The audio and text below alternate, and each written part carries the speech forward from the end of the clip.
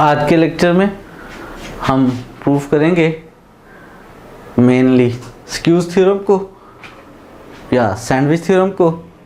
स्क्यूज theorem कहता ये है कि अगर आपके पास 3 रियल सीक्वेंसेस हैं और एक सीक्वेंस की हर टर्म बाकी 2 सीक्वेंसेस के दरमियान में है, ऐसी सूरत में अगर आपसे दरमियान वाली सीक्वेंस की लिमिट सॉल्व नहीं हो रही लेकिन सबसे बड़ी सीक्वेंस और सबसे छोटी सीक्वेंस की लिमिट सॉल्व हो रही है, और फर्ज करें सबसे छोटी सीक्वेंस की लिमिट का आंसर W आ गया है, सबसे बड़ी सीक्वेंस की लिमिट का आंसर W आ गया है, तो ये जो एक सीक्वेंस बाकी 2 सीक्वेंसेस के दरमियान में सैंडविच बन रही है या स्क्यूज हो रही है, उस सूरत में इस सीक्वेंस की लिमिट भी कंफर्म है कि एग्जिस्ट करेगी और इसकी लिमिट का आंसर भी वही होगा जो छोटी सीक्वेंस की लिमिट और बड़ी सीक्वेंस की लिमिट का आंसर आएगा। मेनली हमने इस थ्योरम को आज प्रूफ करना है, लेकिन इस थ्योरम को प्रूफ करने से पहले हम कुछ मज़ीद रिजल्ट्स प्रूफ करेंगे। स्टार्ट करते हैं आज का लेक्चर। सबसे पहले आज के लेक्चर में हम प्रूफ ये करने लगे हैं कि अगर आपके पास xn एक कन्वर्जेंट सीक्वेंस है R में, और इसमें एक और ख़ास बात है कि इस सीक्वेंस की हर टर्म ग्रेटर और इक्वल टू 0 है। आपके पास एक सीक्वेंस है जिसके बारे में हमें गिवन है कि वो कन्वर्जेंट है, जिसके बारे में हमें गिवन ये है कि उसकी हर टर्म ग्रेटर और इक्वल टू 0 है। प्रूव ये करना है कि ऐसी सूरत में इस सीक्वेंस की लिमिट का जो आंसर आएगा वो भी ग्रेटर और इक्वल टू 0 आएगा। जब हम कह रहे हैं कि सीक्वेंस कन्वर्जेंट है तो इसका ऑब्वियस मतलब है कि limit n approaches to infinity xn का कोई ना कोई आंसर आएगा। थ्योरम में उस आंसर को सपोज कर लिया है कि x है, और जो चीज़ प्रूव करनी है वो ये प्रूव करनी है कि ये आंसर जो x है ये ग्रेटर और इक्वल टू 0 है। तो हमें गिवन ये है इस वक्त कि सीक्वेंस जो है वो कन्वर्जेंट है। 2 बातें हमें गिवन है। एक गिवन बात ये है कि सीक्वेंस xn कन्वर्जेंट है। किस नंबर को कन्वर्ज कर रही है उसका आंसर भी उसने खुद से कह लिया है कि x है, और जो बात हमने प्रूफ करना है वो ये प्रूफ करना है कि जो x है वो ग्रेटर और इक्वल टू 0 है। यह बात हमने प्रूफ करना है। और गिवन में एक बात और गिवन है, वो क्या गिवन है कि सीक्वेंस की हर टर्म जो है वो ग्रेटर और इक्वल टू 0 है, सीक्वेंस की कोई टर्म भी नेगेटिव नहीं है। इन 2 गिवन बातों को इस्तेमाल करते हुए हमने प्रूव ये करना है कि सीक्वेंस की लिमिट का जो आंसर है वो ग्रेटर और इक्वल टू 0 है। सबसे पहले याद कर लेते हैं कि कन्वर्जेंट सीक्वेंस हम किसको कहते हैं। अगर xn एक सीक्वेंस है R में, xn एक रियल नंबर x को कन्वर्ज करेगी। कब करेगी? अगर हर पॉजिटिव एप्सिलॉन के कॉरस्पॉन्डिंग आपको एक नेचुरल नंबर n0 मिल जाए कि सीक्वेंस की टर्म्स माइनस x का मॉडुलस एप्सिलॉन से लेस हो, सीक्वेंस की उन सारी टर्म्स जिनका number n greater equal to n0 है। यानी अगर सीक्वेंस कन्वर्जेंट है तो ये इनइक्वालिटी होल्ड करेगी, और अगर ये इनइक्वालिटी हर पॉजिटिव एप्सिलॉन के लिए आप होल्ड करवा देते हैं तो इसका मतलब है वो सीक्वेंस कन्वर्जेंट है। इस बात का इस्तेमाल करेंगे। तो प्रूफ स्टार्ट करते हैं। प्रूफ में हमने करना ये है कि x जो है वो ग्रेटर इक्वल टू 0 है। हम अज्यूम कर लेते हैं कि x ग्रेटर इक्वल टू 0 नहीं है, और उससे कंट्राडिक्शन लाएंगे। क्या कंट्राडिक्शन लाएंगे? हमें 2 बातें जो गिवन हैं जिनको हम इस वक्त अज्यूम कर रहे हैं कि वो ट्रू है, उन्हीं में से किसी एक बात के कंट्राडिक्शन लाएंगे। क्या गिवन है? एक गिवन ये है कि सीक्वेंस xn कन्वर्जेंट है, x को कन्वर्ज कर रही है। दूसरी बात गिवन ये है कि सीक्वेंस की हर टर्म ग्रेटर इक्वल टू 0 है। प्रूव करना है कि x भी ग्रेटर इक्वल टू 0 है, लेकिन हम सपोज कर रहे हैं कि जो x है वो ग्रेटर इक्वल टू 0 नहीं है। अगर ग्रेटर इक्वल टू 0 नहीं है तो क्या है? x नेगेटिव है। x अगर नेगेटिव है और मैं इस नंबर को माइनस से मल्टीप्लाई कर लूँ, अगर मैं इसको माइनस से मल्टीप्लाई कर लूँ तो क्या होगा? पॉजिटिव हो जाएगा। उस पॉजिटिव नंबर का नाम हम एप्सिलॉन रख लेते हैं। माइनस x पॉजिटिव होगा, माइनस x को मैंने एप्सिलॉन कह लिया है। सीक्वेंस कन्वर्जेंट है, हर एप्सिलॉन के कॉरस्पॉन्डिंग एक नेचुरल नंबर मिलना है।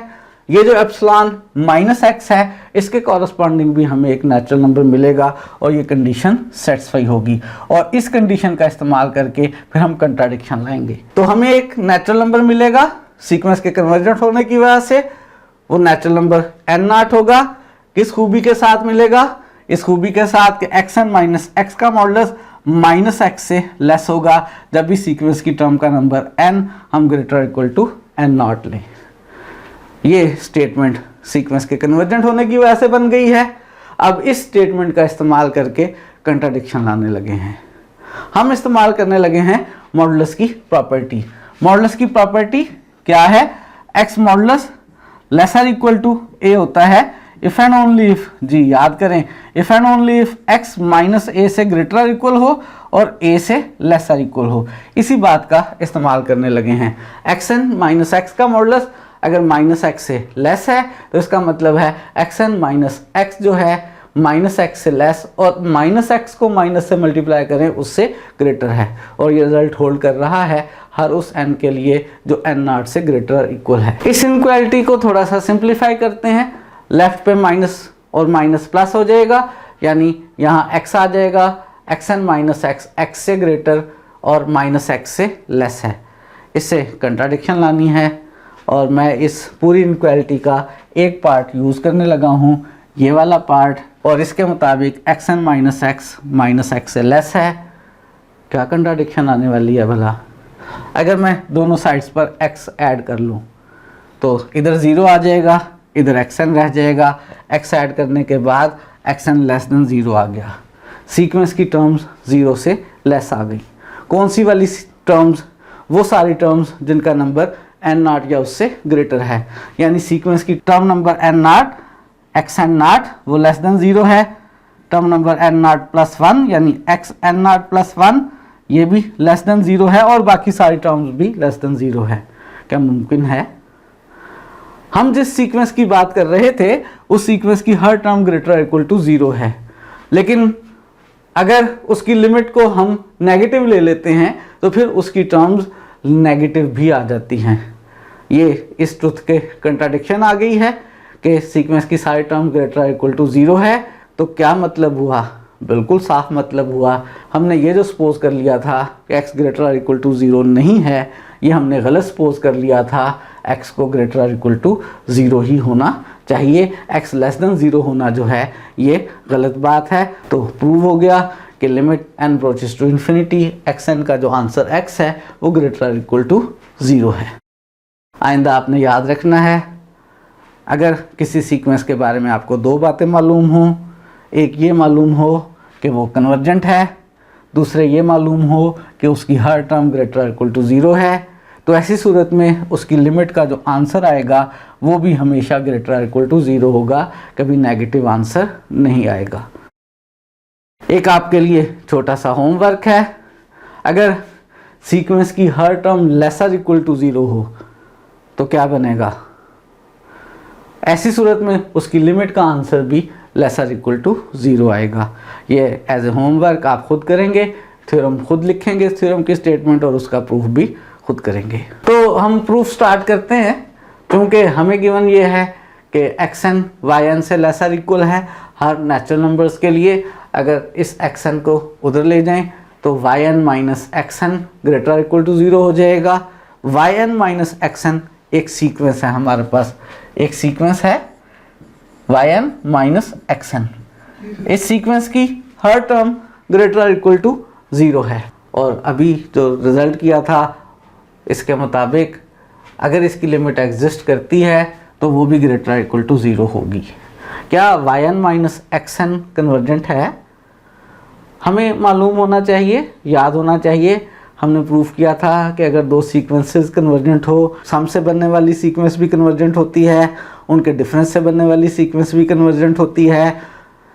तो उसी रिजल्ट के मुताबिक चूंकि एक्स एन और वाई एन कन्वर्जेंट हैं, इसलिए इनके डिफरेंस से जो सीक्वेंस बन रही है हमारे पास, ये भी एक कन्वर्जेंट सीक्वेंस है।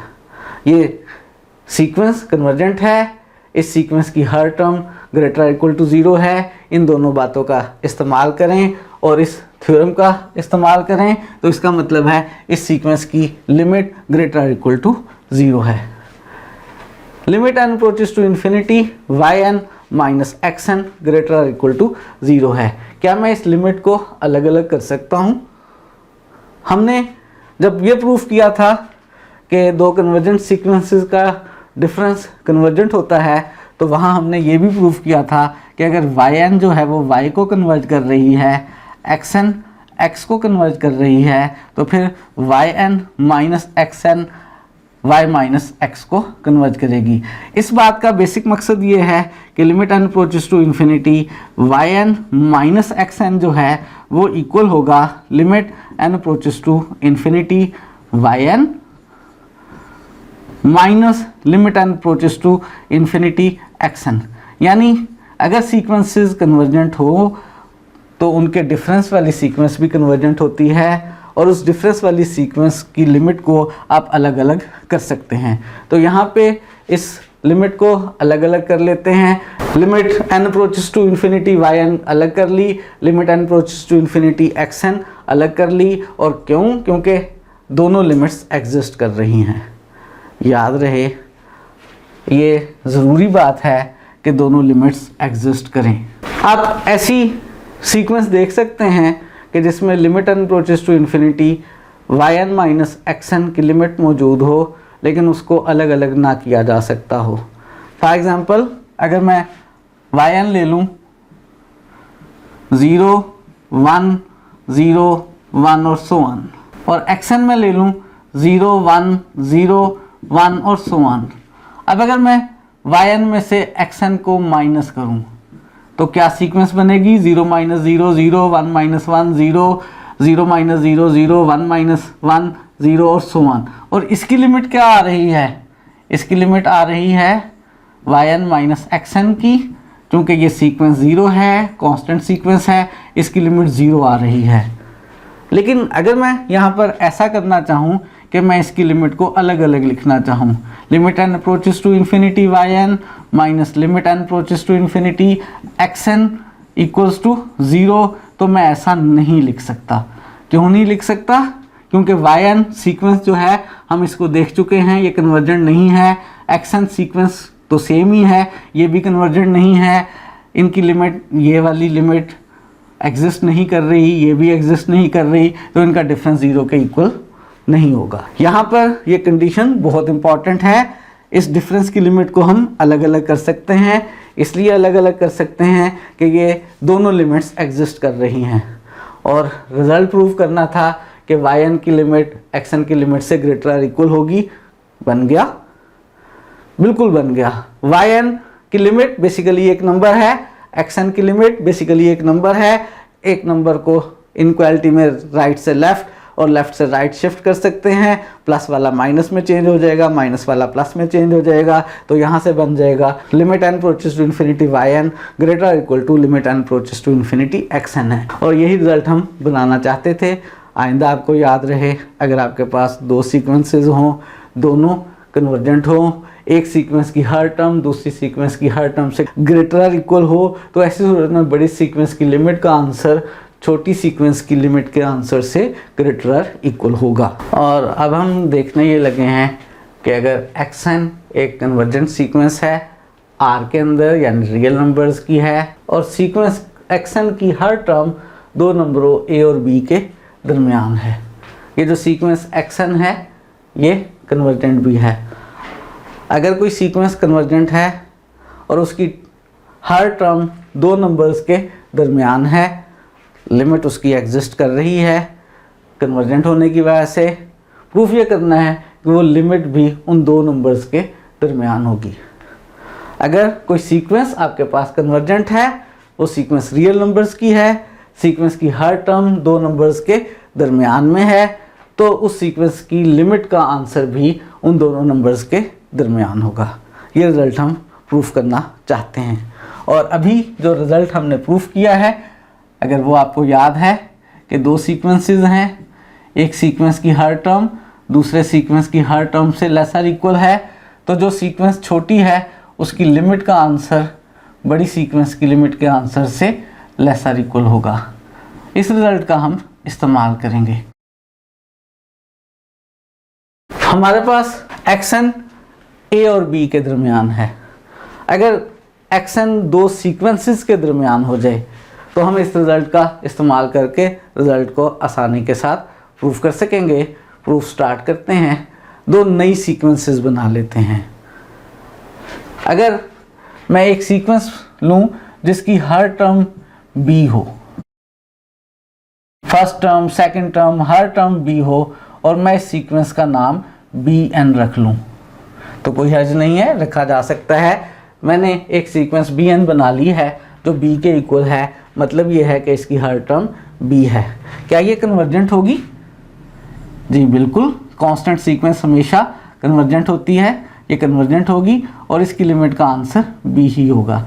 इसी तरह से एक सीक्वेंस ए एन बना लूँ जिसकी हर टर्म ए हो, ये सीक्वेंस भी कांस्टेंट सीक्वेंस होगी, ये भी कन्वर्जेंट होगी। मैंने ये जो बड़ा नंबर था b, एक ऐसी सीक्वेंस बना ली है जिसकी हर टर्म b है, और ये जो छोटा नंबर a था, मैंने एक ऐसी सीक्वेंस बना ली है जिसकी हर टर्म a है। a n और b n जो मैंने सीक्वेंसेस बनाई हैं ये कन्वर्जेंट हैं। a n a को कन्वर्ज कर रही है, b n b को कन्वर्ज कर रही है। क्या प्रूफ नहीं हो गया? आप यहाँ से लिख सकते हैं ये जो हमारे पास रिजल्ट था कि एक्शन ए और बी के दरमियान है। ए की जगह मैं ए एन लिख सकता हूं और बी की जगह मैं बी एन लिख सकता हूं। यह रिजल्ट होल्ड कर रहा है हर नेचुरल नंबर के लिए। मेरे पास बेसिकली तीन सीक्वेंसेस हो गई हैं, एक्शन ए एन और बी एन। अगर इस रिजल्ट का इस्तेमाल करें, छोटी सीक्वेंस की लिमिट हमेशा छोटी और बड़ी सीक्वेंस की लिमिट हमेशा बड़ी होगी, तो इसमें लिमिट ले लें, limit n approaches to infinity a n lesser equal to limit n approaches to infinity x n lesser equal to limit n approaches to infinity b n. ऐसा हम कर सके हैं, इसलिए कर सके हैं क्योंकि हमारी सीक्वेंस ए एन कन्वर्जेंट है, हमारी सीक्वेंस एक्स एन भी कन्वर्जेंट है और बी एन भी कन्वर्जेंट है। और अभी हमने प्रूफ किया था कि अगर सीक्वेंसेस कन्वर्जेंट हों और एक की हर टर्म दूसरे की हर टर्म से लेसर इक्वल हो तो जिसकी हर टर्म छोटी है उसकी लिमिट भी छोटी होगी। तो उसी रिजल्ट का हमने यहाँ पे इस्तेमाल किया है और बात ख़त्म हो गई। अगर मैं 1 और 2 का इस्तेमाल करूँ,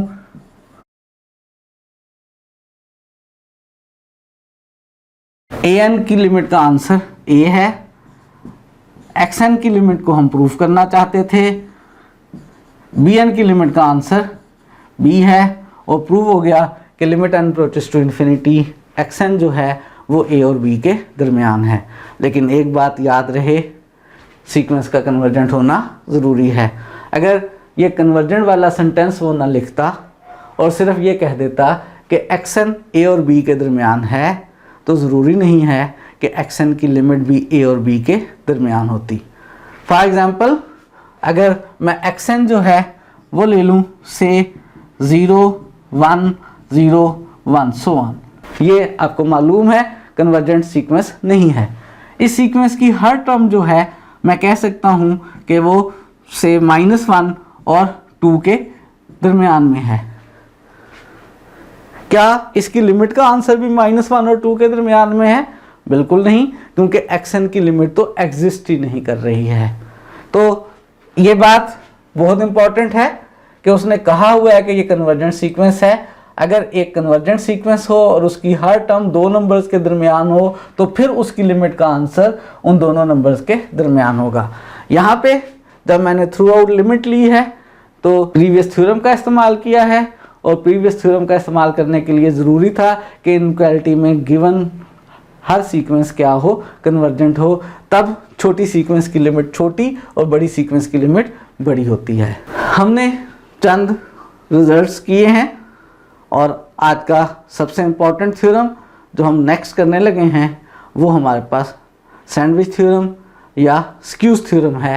आज का लास्ट और बहुत इम्पॉर्टेंट थ्योरम जिसे हम स्क्यूज थ्योरम या सैंडविच थ्योरम कहते हैं, थ्योरम की स्टेटमेंट क्या है अगर आपके पास 3 सीक्वेंसेस हैं जो रियल नंबर्स की सीक्वेंसेस हैं और गिवन ये है कि xn lesser equal to yn lesser equal to zn है और ये इनइक्वालिटी होल्ड कर रही है हर नेचुरल नंबर के लिए, और हमें गिवन ये है कि जो सबसे छोटी सीक्वेंस है उसकी लिमिट और जो सबसे बड़ी सीक्वेंस है उसकी लिमिट दोनों सेम आ गई हैं।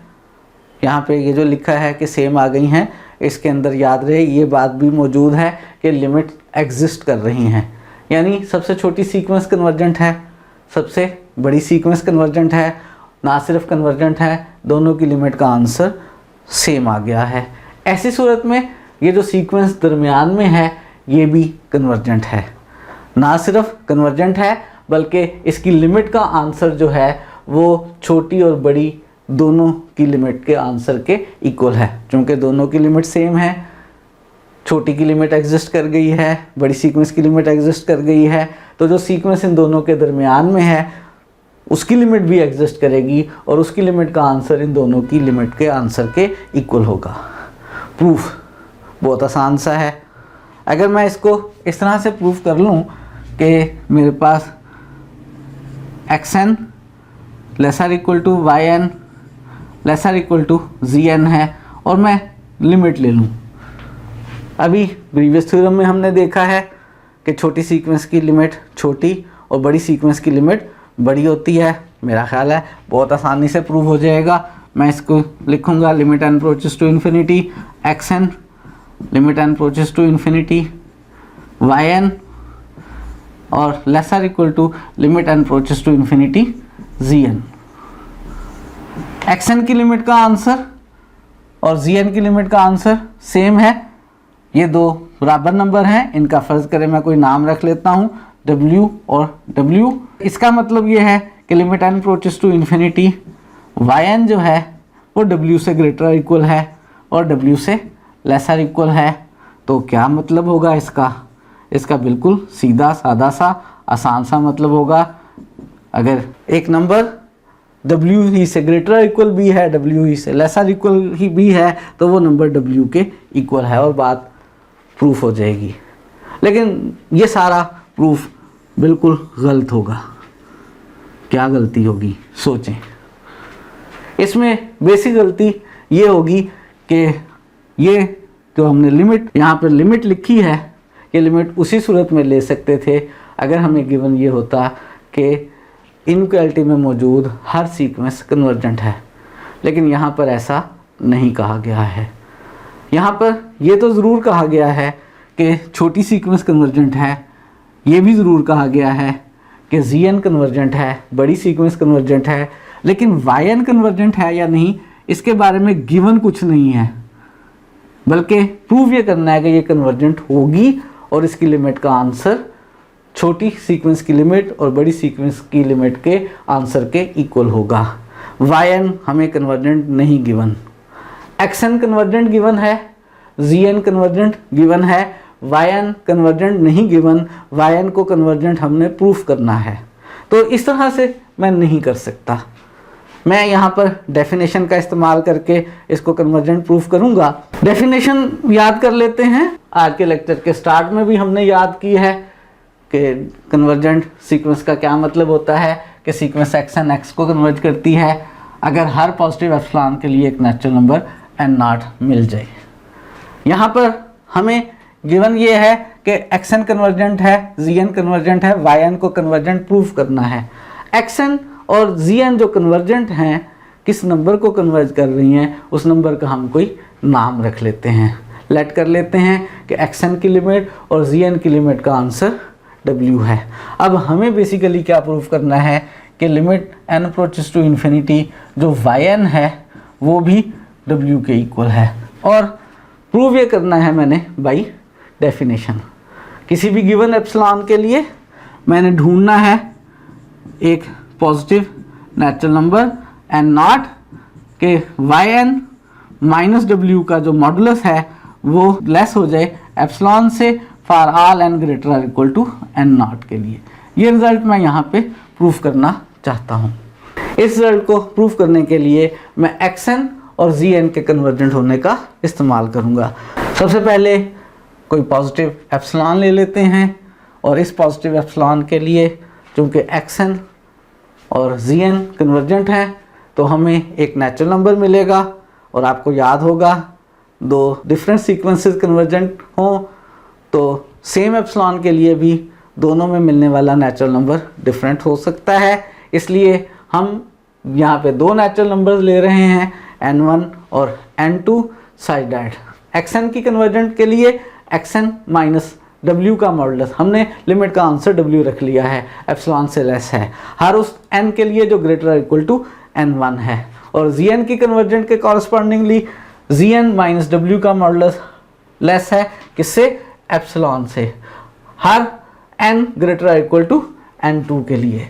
xn माइनस w एप्सिलॉन से लेस है, Zn माइनस w एप्सिलॉन से लेस है और yn माइनस w को एप्सिलॉन से लेस मैंने प्रूव करना है। मुझे इन दोनों इनक्वालिटीज़ का इस्तेमाल करना है।